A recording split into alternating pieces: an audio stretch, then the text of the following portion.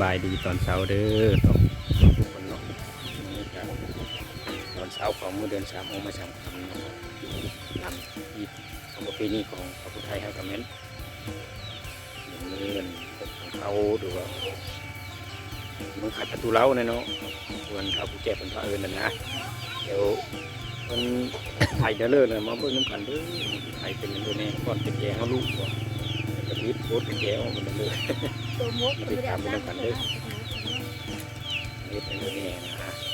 จำบ่ละเอียดเลยเนาะ บ่คือเอาก็ ขอไปน้ำลายเนาะที่เป็นบทสันบทแจงตัวคนแน่เนาะทำกิจกรรมมาทำกันเลยเนาะ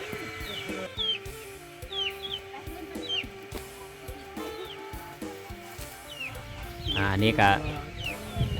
พอพื้นมาจำก่อนเข้าอยู่เราเนาะ ก็คอยก็ได้ขึ้นมาซอยถือเครื่องถือนั่นได้ขึ้นมาซอยคนเราครับ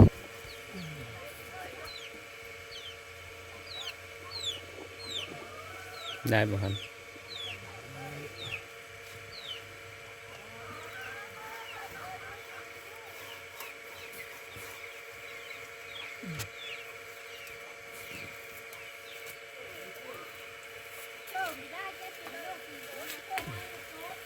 กินข้าว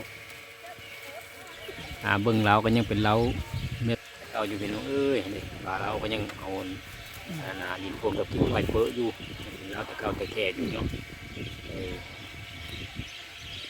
ยังบ่เฮ็ดใหม่พี่น้องเอ้ยยังบ่มีงบประมาณแน่ มีเวลาแน่เวลาก็บ่สำคัญเลยเนาะมันมีงบประมาณมันก็เฮ็ดเลยเนาะจำนี้ก็ใส่ป้ายเนาะ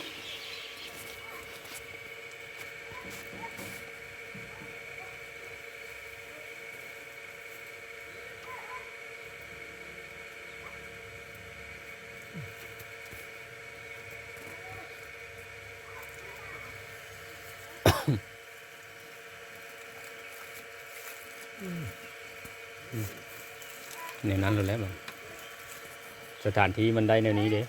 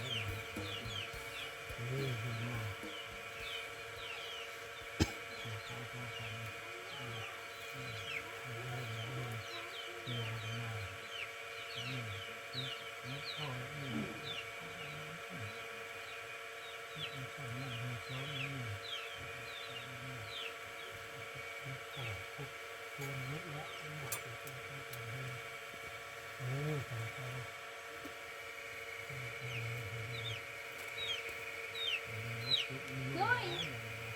ลุยมาเด้อมาเด้ออยู่ชิโน่แล้วมาเด้อชิโน่มาเด้อมาเด้อมาเวลามา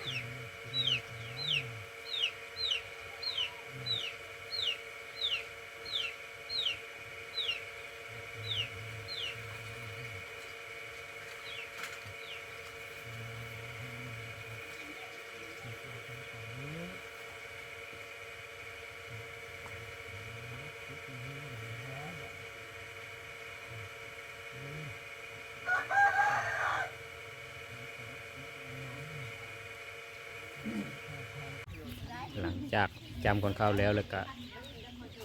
เพิ่นก็เอาพอเขาลงมาได้อบัด